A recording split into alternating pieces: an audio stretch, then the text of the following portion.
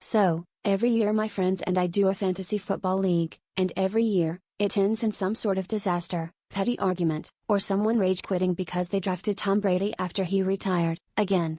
This year, in an attempt to keep things fresh and prevent Josh from sabotaging the draft with auto-pick, my buddy Greg suggested a theme: only draft players whose names sound like food. I thought it was a joke, until I logged in and saw team names like the Spicy Sausages, Breadwinners, and the Excellent 11. I figured it was harmless fun, at least until round 1 when someone shouted, "Dibs on Chad Bacon." Things got weird fast. By the third round, the trash talk in the group chat was less about points and more about recipes.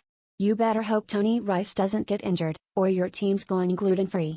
Even my cousin, who doesn't know a tight end from a toaster, managed to draft CJ Ham, and then spent the next week sending us unsolicited ham sandwich reviews.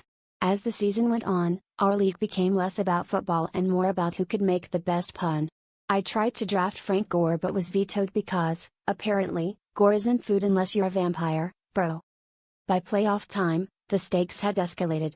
The winner would get a homemade sandwich from every loser, custom to the player that won them the championship.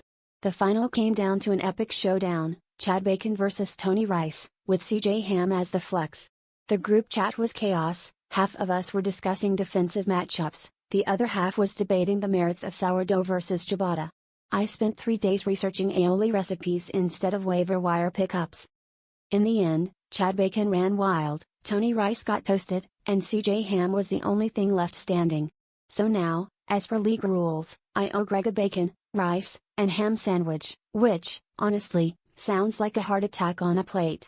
Guess in this league, the real winner isn't who scores the most points, but who can handle the most cholesterol.